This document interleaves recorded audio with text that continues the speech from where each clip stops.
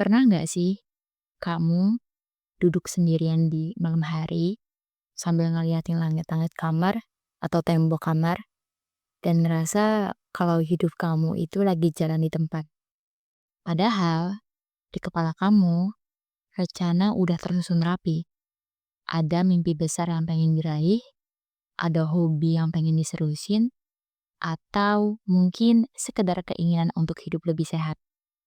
Tapi besok paginya ketika alarm berbunyi, semua rencana itu hilang.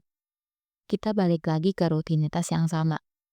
Kita terjebak dalam siklus, buat rencana, menunda, dan menyesal.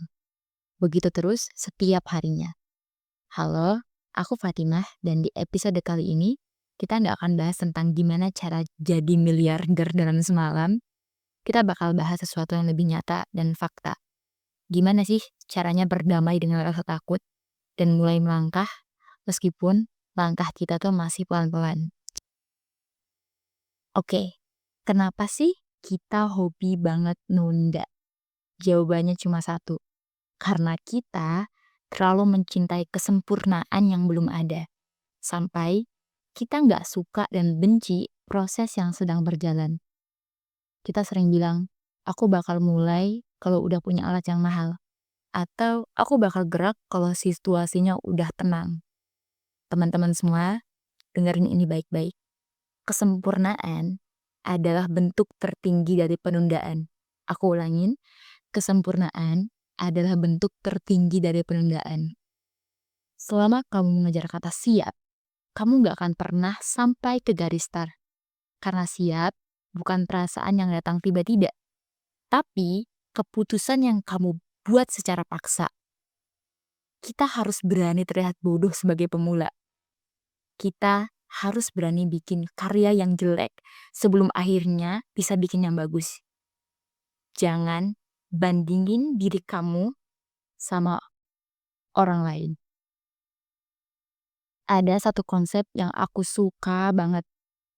Namanya the power of 1% atau 1%.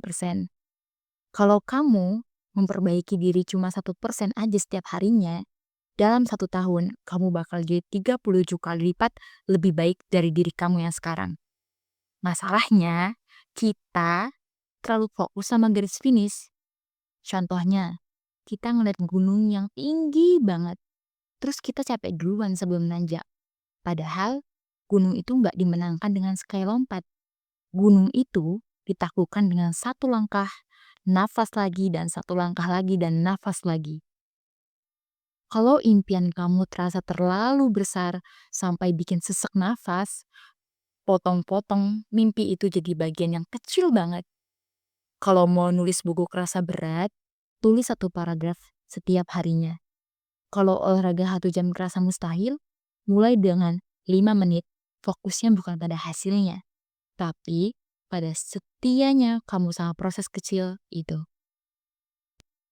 Mungkin ada di antara kamu yang dengerin ini sambil ngerasa, tapi aku tuh udah telat banget loh. Teman-teman aku yang sepantaran aku atau seumuran aku udah pada di depan. Dengerin aku ya, hidup ini bukan perlombaan lari antar sesama manusia. Ini adalah perjalanan kamu melawan diri kamu sendiri yang kemarin. Setiap orang punya zona waktunya masing-masing. Dari diri kamu yang kemarin. Setiap orang punya zona waktunya masing-masing. Ada yang mekar di usia 20-an. Ada yang baru bersinar di usia 40-an. Gak ada yang telat.